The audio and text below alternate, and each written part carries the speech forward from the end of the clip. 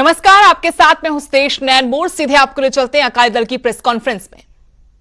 ਜਦੋਂ ਅਸੀਂ ਵੀ ਕਰਾਂਗੇ ਜੇ ਕੋਈ ਸਾਨੂੰ ਕਹਿਣਾ ਚਾਹਵੇ ਤਾਂ ਸਾਨੂੰ ਕਵੇ, ਨਹੀਂ ਤਾਂ ਕੋਰਟ ਦੇ ਵਿੱਚ ਜਾਏਗਾ ਕੇਸ ਤਾਂ ਕੋਰਟ ਦੇ ਵਿੱਚ ਕਵੇ, ਉਹਦਾ ਆਪਣਾ ਹੱਕ ਆ, ਉਹ ਤੇ ਕਰੇ ਸਬੂਤ ਪੇਸ਼ ਜੇ ਉਹਦੇ ਕੋਲ ਕਿਸੇ ਗੱਲ ਤੇ ਹੈਗੇ। ਆਫਟਰ ਇਹਨਾਂ ਚੀਜ਼ਾਂ ਦਾ ਕੋਈ ਐਂਡ ਤਾਂ ਹੋਏਗਾ ਨਾ, ਅਦਰਵਾਈਜ਼ ਤਾਂ ਨਹੀਂ ਹੁੰਦਾ ਜਿਹੜੀ ਹੈਗੀ।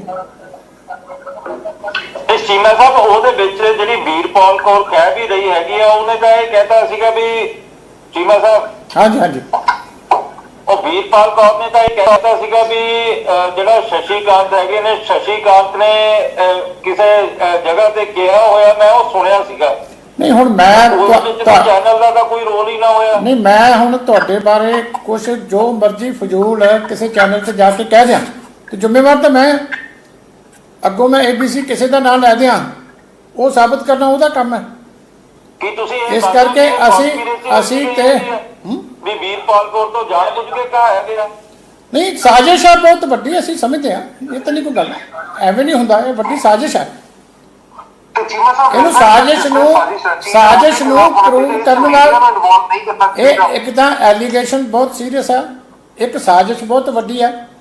ਇਸ ਕਰਕੇ ਇਹਨੂੰ ਅਸੀਂ ਇਸ ਤਰ੍ਹਾਂ ਨਹੀਂ ਛੱਡ ਸਕਦੇ, ਇਹਨੂੰ ਲੌਜੀਕਲ ਕਨਕਲੂਜਨ ਤੇ ਲੈ ਕੇ ਜਾਵਾਂਗੇ ਤਾਂ ਹੀ ਅਸੀਂ ਵੀ ਲੋਕਾਂ ਨੂੰ ਜਿਹੜੇ ਹੈਗੇ ਜਵਾਬ ਦੇਂ।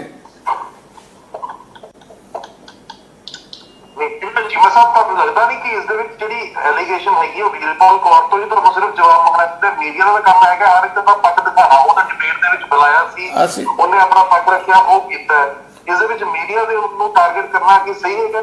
ਦੇਖੋ, ਅਸੀਂ ਤੁਹਾਡੇ ਕੋਲੇ ਲੀਗਲ ਨੋਟਿਸ ਦੀ ਕਾਪੀ ਦੇ ਰਹੇ ਹਾਂ, ਉਹ ਸੈਲਫ ਐਕਸਪਲੇਨੇਟਰੀ ਆ, ਉਹਦੇ 'ਚ ਸਾਰੀਆਂ ਐਂਗਲ ਵੀ ਕਿਹੜੀ ਗੱਲ ਸਾਨੂੰ ਇਤਰਾਜ਼ਜਨਕ ਲੱਗਦੀ ਆ, ਉਹ ਉਹਦੇ ਵਿੱਚ ਬੜੀ ਡਿਟੇਲ ਦੇ ਵਿੱਚ ਜਿਹੜੀ ਹੈ ਸਾਰੀ ਦਿੱਤੀ ਹੋਈ ਪੂਰੀ ਉਹਦੀ ਕੰਪਲੀਟ ਉਹਦੇ ਵਿੱਚ। ਮੈਂ ਤਾਂ ਕਦੇ ਕਿਹਾ ਹੀ ਨਹੀਂ ਹੈਗਾ ਵੀ ਵੀਰਪਾਲ ਕੌਰ ਦੀ ਆਪਣੀ ਜਵਾਨੀ ਹੈਗੀ ਆ, ਨਾ ਤਾਂ ਉਹਦੇ 'ਚ ਮੀਡੀਆ ਦਾ ਰੋਲ ਹੈਗਾ, ਨਾ ਕਿਸੇ ਹੋਰ ਦਾ ਹੈਗਾ।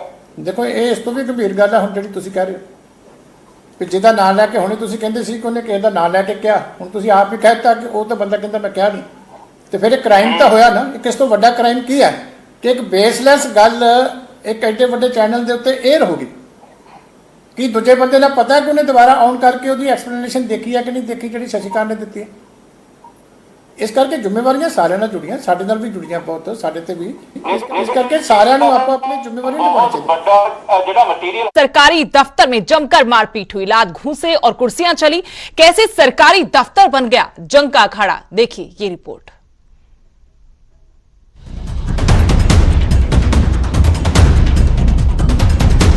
ये कोई कुश्ती का अखाड़ा नहीं और ना ही बॉक्सिंग का रिंग है। अचानक कुछ लोग दफ्तर में घुसते हैं और फिर लात घूंसों की बरसात शुरू कर देते हैं। इतना ही नहीं, कुर्सियां उठाकर टूट पड़ते हैं, जमकर मारपीट होती है। और ये सब कुछ हुआ करनाल में, जहां बिजली विभाग के SDO दफ्तर में अपनी शिकायत करना गगसीना गांव के इन लोगों को काफी महंगा पड़ गया। पूरा मामला क्या है, खुद पीड़ितों की जुबानी सुनिए। डॉक्यूमेंट्स देखते ही SDO साहब ने अपने ठेकेदार को फ़ोन किया। उन्होंने फ़ोन करके कहा कि भैया आप जो लाइन और तार खींच रहे हो ये किसी की मलकियत ज़मीन के अंदर को गई हुई है और ये काम बंद कर दो। कुछ ही देर के बाद, लगभग 5 ही 10 मिनट के बाद, 6 बदमाश, हमारे गांव के 5 आदमी, जो कि हम ऑफिस में बैठे बैठे SDO साहब से बातें कर रहे थे, एकदम ऑफिस में घुसे और हमारे साथ लात, डंडे और कुर्सी से बहुत मारपीट की। SDO साहब फोन पर लगे थे और दफ्तर में करंट को लेकर कोहराम मचा था। बिजली के खेल में तो इन्हें जान से भी हाथ धोना पड़ सकता था। इन बदमाशों के सिर तो जैसे खून सवार था, जिन्हें रोकना खुद SDO साहब के भी बस में नहीं था। और जब तक पुलिस पहुंची तब तक ये बदमाश फरार हो चुके थे। हालांकि घरौंडा थाने में मामला दर्ज होने के बाद पुलिस ने 3 आरोपियों को सलाखों के पीछे भेज दिया है, लेकिन 2 अभी भी फरार हैं। हमारे साथ बिजली बोर्ड SDO दफ्तर के अंदर मारपीट की शुरू कर दी। SDO साहब मौके पे दफ्तर में ही हैं, जिसमें कुर्सी, लात, गुस्सों से मैं पिटा गया। तो आगे की कार्रवाई है जी, हमारे वहाँ 2 आदमी तो गिरफ्तार किया जाए और जो तरीके से वे तरीके से लाइन का डिजाइन पोल बैठ जाए।